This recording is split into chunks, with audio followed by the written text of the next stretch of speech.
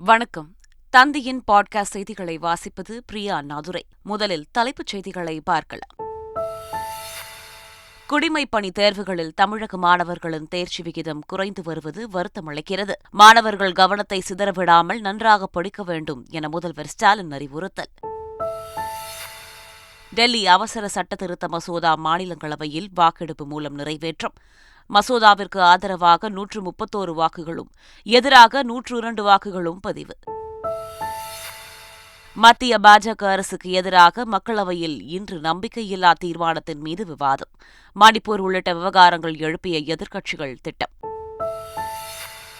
மணிப்பூர் கலவரம் தொடர்பான வழக்குகளை விசாரிக்க குழு. ஓய்வு பெற்ற 3 பெண் நீதிபதிகளை நியமித்து உச்சநீதிமன்றம் உத்தரவு. யுக்ரைனில் குடியிருப்பின் மீது ரஷ்யா நடத்திய ஏவுகணை தாக்குதலில் 5 பேர் உயிரிழப்பு, 31 பேர் படுகாயங்களுடன் மீட்கப்பட்டுள்ளதாக யுக்ரைன் அதிபர் ஜெலன்ஸ்கி தகவல். ஆசிய சாம்பியன்ஸ் டிராபி ஹாக்கி தொடரில் அரையிறுதிக்கு முன்னேறியது இந்தியா. பரபரப்பான லீக் போட்டியில் நடப்பு சாம்பியன் தென்கொரியாவை 3-2 என்ற கோல் கணக்கில் வீழ்த்தி அபாரம். இனி விரிவான செய்திகள். இந்தியா பிரான்ஸ் இடையிலான நட்புறவின் வாழும் பாலமாக புதுச்சேரி விளங்குகிறது என்று குடியரசுத் தலைவர் திரௌபதி முர்மு கூறினார். புதுச்சேரிக்கு 2 நாள் பயணமாக வந்த திரௌபதி முர்மு ஜிப்மர் மருத்துவமனையில் நடைபெற்ற நிகழ்ச்சியில் லீனியர் ஆக்சிலேட்டர் என்ற புற்றுநோயாளிகளுக்கு சிகிச்சையளிக்கும் கருவியின் செயல்பாட்டை தொடங்கி வைத்தார். அங்கிருந்தபடி வில்லியனூரில் 10 கோடி ரூபாய் செலவில் 50 படுக்கைகள் கொண்ட ஆயுஷ் மருத்துவமனையையும் காணொலி மூலம் அவர் திறந்து வைத்தார். விழாவில் பேசிய திரௌபதி முர்மு, பிரான்ஸ், இந்தியா இடையிலான நட்புறவின் வாழும் பாலமாக புதுச்சேரி விளங்குகிறது என்றும், சர்வதேச அளவில் சமூக முன்னேற்றத்தில் புதுச்சேரி முதலிடத்தில் உள்ளது மகிழ்ச்சி அளிக்கிறது என்றும் கூறினார். அமைச்சர் செந்தில் பாலாஜியை 5 நாட்கள் காவலில் விசாரிக்க உச்சநீதிமன்றம் அனுமதி அளித்ததை அடுத்து அவரை அமலாக்கத்துறையினர் விசாரணைக்கு அழைத்துச் சென்றனர். அமலாக்கத்துறையால் கடந்த ஜூன் மாதம் 14ஆம் தேதி கைது செய்யப்பட்ட அமைச்சர் செந்தில் பாலாஜி புழல் சிறையில் அடைக்கப்பட்டார். அவரை 5 நாட்கள் காவலில் எடுத்து விசாரிக்க அமலாக்கத்துறைக்கு உச்சநீதிமன்றம் அனுமதி அளித்தது. இந்நிலையில் அமைச்சர் செந்தில் பாலாஜியை அமலாக்கத்துறை வசம் ஒப்படைக்க கோரி சென்னை முதன்மை அமர்வு நீதிமன்றத்தில் அமலாக்கத்துறை மனு தாக்கல் செய்ததை அடுத்து நீதிபதி அல்லி 5 நாள் காவலில் எடுத்து விசாரிக்க உத்தரவிட்டார். இதையடுத்து அவரை அமலாக்கத்துறை அதிகாரிகளிடம் சிறைத்துறை அதிகாரிகள் ஒப்படைத்தனர். எல்லை தாண்டி மீன்பிடித்ததாக கூறி ஒரு விசைப்படகையும் அதிலிருந்த தமிழக மீனவர்கள் 10 பேரை இலங்கை கடற்படை சிறைபிடித்துச் சென்றுள்ளது. திருகோணமலை சர்வதேச கடல் எல்லையில் மீன்பிடித்துக் கொண்டிருந்தபோது ரோந்து வந்த இலங்கை கடற்படை எல்லை தாண்டி மீன்பிடித்ததாக கூறி ஒரு விசைப்படகையும் அதிலிருந்த 10 மீனவர்களை கைது செய்தது. அவர்களை திருகோணமலை கடற்படை முகாமிற்கு அழைத்துச் சென்று விசாரணையில் ஈடுபட்டனர். பின்னர் திருகோணமலை மீன்வளத்துறை அதிகாரிகளிடம் மீனவர்கள் ஒப்படைக்கப்பட்டனர். இலங்கை கடற்படையினரால் கைது செய்யப்பட்டுள்ள மீனவர்களை உடனடியாக மீட்டு தாயகம் அழைத்து வர நடவடிக்கை எடுக்க வேண்டும் என்று முதலமைச்சர் ஸ்டாலின் வலியுறுத்தியுள்ளார். மத்திய வெளியுறவுத்துறை அமைச்சர் ஜெய்சங்கருக்கு அவர் எழுதியுள்ள கடிதத்தில் எல்லை தாண்டி மீன்பிடித்ததாக கூறி தமிழக மீனவர்கள் 10 பேரை இலங்கை கடற்படை சிறைபிடித்துள்ளதாக கூறியுள்ளார். இந்த ஆண்டு மட்டும் இதுவரை 93 மீனவர்கள் கைது செய்யப்பட்டு 14 படகுகள் சிறைபிடிக்கப்பட்டுள்ளதாகவும் அவர் தெரிவித்துள்ளார். இலங்கை சிறையில் வாடும் மீனவர்களை விடுவிக்க மத்திய அரசு நடவடிக்கை எடுக்க வேண்டும் என்று வலியுறுத்தியுள்ளார். எல்லை தாண்டி மீன்பிடித்ததாக இலங்கை கடற்படையினரால் கைது செய்யப்பட்ட நாகை மீனவர்கள் 10 பேரை வரும் 21ஆம் தேதி வரை சிறை காவலில் வைக்க இலங்கை நீதிமன்றம் உத்தரவிட்டுள்ளது. நாகை மீன்பிடி துறைமுகத்தில் இருந்து அனுமதி பெற்று இலங்கை திருகோணமலை கடல் எல்லையில் மீன்பிடித்துக் கொண்டிருந்த மீனவர்களை அங்கு ரோந்து வந்த இலங்கை கடற்படையினர் எல்லை தாண்டி வந்ததாக கூறி படகை சிறைபிடித்தனர். படகில் வந்த 10 மீனவர்களையும் கைது செய்து திருகோணமலை மாவட்ட நீதிமன்றத்தில் நீதிபதி பயாஸ் ரசாக் முன்னிலையில் ஆஜர்படுத்தினர். அவர்கள் 10 பேரையும் வரும் 21ஆம் தேதி திருகோணமலை சிறையில் அடைக்க நீதிபதி உத்தரவிட்டார். மணிப்பூர் கலவரம் தொடர்பான வழக்குகளை விசாரிக்கவும் நிவாரணம், மறுவாழ்வு நடவடிக்கைகளை மேற்கொள்ளவும் உயர்நீதிமன்ற ஓய்வு பெற்ற 3 பெண் நீதிபதிகள் அடங்கிய குழுவை அமைத்து உச்சநீதிமன்றம் உத்தரவிட்டுள்ளது. சிபிஐ விசாரித்து வரும் பாலியல் வன்முறை வழக்குகளை கண்காணிக்க மகாராஷ்டிரா முன்னாள் டிஜிபி தத்தாத்ரே பட்டல்சிகரை நியமித்து உத்தரவிட்டுள்ளது. இந்த வழக்குகளை விசாரிக்க தலைமை நீதிபதி டி.ஒய். சந்திரசூட் தலைமையிலான அமர்வு மணிப்பூர் கலவரம் தொடர்பான வழக்குகளை விசாரிக்க கீதா மித்தல், ஷாலினி ஜோஷி, ஆஷா மேனன் ஆகியோர் கொண்ட குழுவை அமைத்து உத்தரவிட்டுள்ளது. காங்கிரஸ் முன்னாள் தலைவர் ராகுல் காந்தி மீண்டும் எம்பி ஆகியுள்ளார். அவதூறு வழக்கில் ராகுல் காந்திக்கு சூரத் மாவட்ட நீதிமன்றம் 2 ஆண்டுகள் சிறை தண்டனை விதித்ததால் எம்பி பதவியை ராகுல் காந்தி இழந்தார். இதனைத் தொடர்ந்து தனக்கு விதிக்கப்பட்ட தண்டனையை எதிர்த்து உச்சநீதிமன்றத்தில் ராகுல் காந்தி மேல்முறையீடு செய்தார். உச்சநீதிமன்றம் ராகுல் காந்திக்கு விதிக்கப்பட்ட தண்டனையை நிறுத்தி வைத்து உத்தரவிட்டது. இந்நிலையில் உச்சநீதிமன்ற உத்தரவை ஏற்று ராகுல் காந்தி மீதான தகுதி நீக்க உத்தரவை மக்களவை செயலகம் திரும்பப் பெற்றுள்ளது.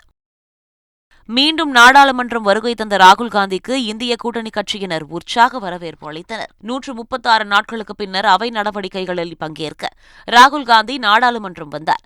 அப்போது நாடாளுமன்ற நுழைவு வாயில் முன்பாக திரண்டு உற்சாக முழக்கங்களை எழுப்பி ராகுல் காந்தியை இந்திய கூட்டணி எம்பிக்கள் வரவேற்றனர். தொடர்ந்து நாடாளுமன்ற வளாகத்தில் உள்ள காந்தி சிலைக்கு ராகுல் காந்தி மரியாதை செலுத்தினார். பின்னர் மக்களவை நிகழ்வில் அவர் பங்கேற்றார். 2024 இந்தியா கூட்டணியின் ஆட்சி அமைந்த பிறகு டெல்லிக்கு தன்னாட்சி அதிகாரத்தை மீண்டும் வழங்குவோம் என திமுக எம்பி திருச்சி சிவா தெரிவித்துள்ளார்.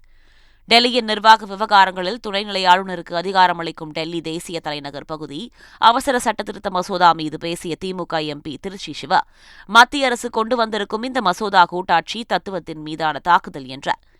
டெல்லிக்கு மாநில அந்தஸ்து வழங்க கோரிய நிலையில் தற்போது இந்த மசோதாவை கொண்டுவர வேண்டிய தேவை என்ன வந்தது என கேள்வி எழுப்பினார். மத்திய அரசின் ஏஜென்ட்டுகளாக ஆளுநர்கள் செயல்படுவதாக மாநிலங்களவையில் மதிமுக எம்பி வைகோ குற்றம் சாட்டியுள்ளார். துணைநிலை ஆளுநருக்கு அதிகாரம் அளிக்கும் டெல்லி அவசர சட்டத்திருத்த மசோதா மீது மதிமுக எம்பி வைகோ கலந்து கொண்டு உரையாற்றினார். அப்போது பேசிய அவர், மக்களால் தேர்ந்தெடுக்கப்பட்ட பிரதிநிதியான முதல்வர் இந்த மசோதா மூலம் பொம்மையாக்கப்பட்டிருப்பதாக தெரிவித்தார். பல்வேறு மாநில ஆளுநர்களை மத்திய அரசு நியமிப்பதாக குறிப்பிட்ட அவர், மாநில சட்டமன்றத்தால் இயற்றி அனுப்பப்பட்ட பல்வேறு மசோதாக்களுக்கு தமிழக ஆளுநர் ஒப்புதல் வழங்கவில்லை என குற்றம் சாட்டினார்.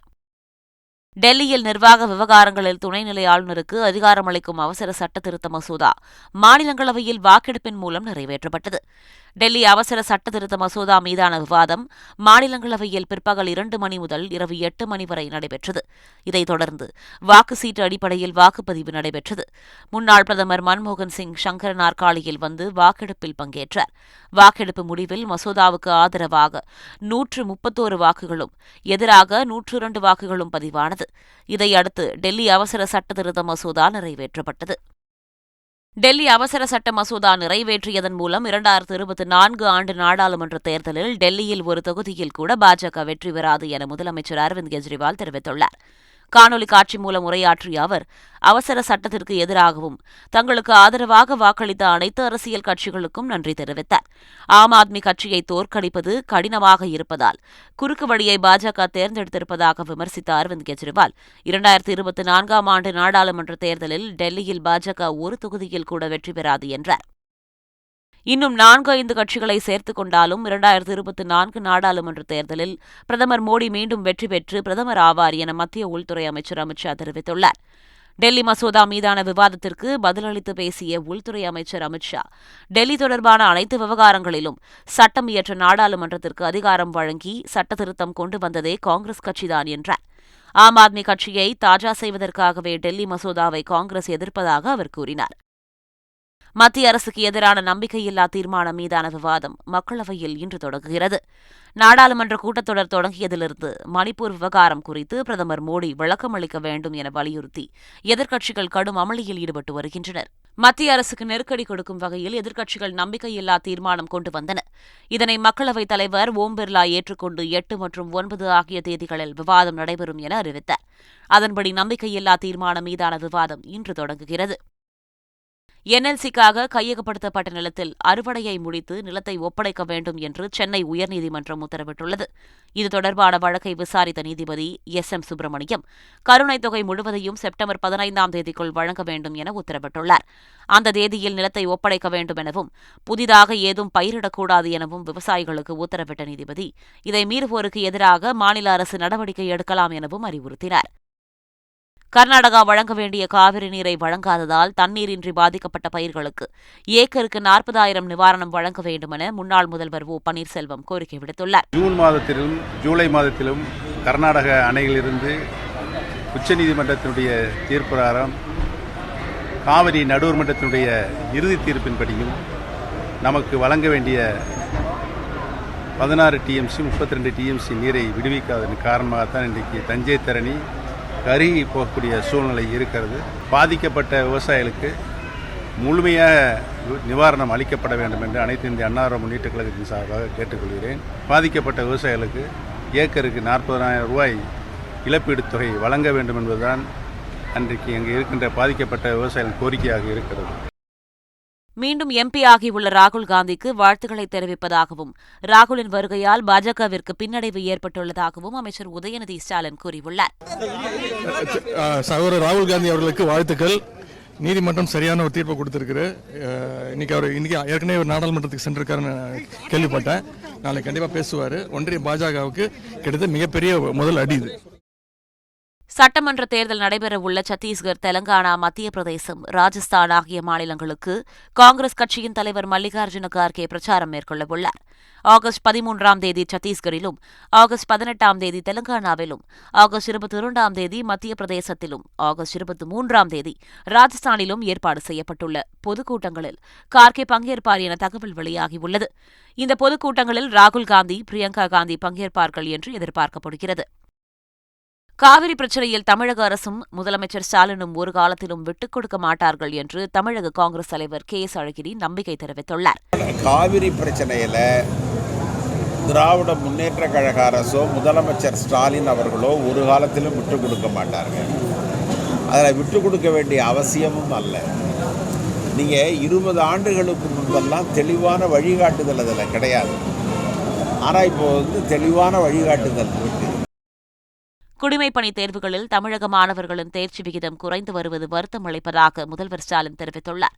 மாணவர்களுக்கு திறன் பயிற்சி வழங்கும் வகையில் தொடங்கப்பட்ட நான் முதல்வன் திட்டத்தின் ஓராண்டு வெற்றி விழா சென்னை நேரு உள் விளையாட்டு அரங்கில் நடைபெற்றது. இந்த விழாவில் பங்கேற்று மாணவர்கள் மத்தியில் பேசிய முதலமைச்சர் ஸ்டாலின் மாணவர்கள் கவனத்தை சிதறவிடாமல் நன்றாக படிக்க வேண்டும் என அறிவுறுத்தினார்.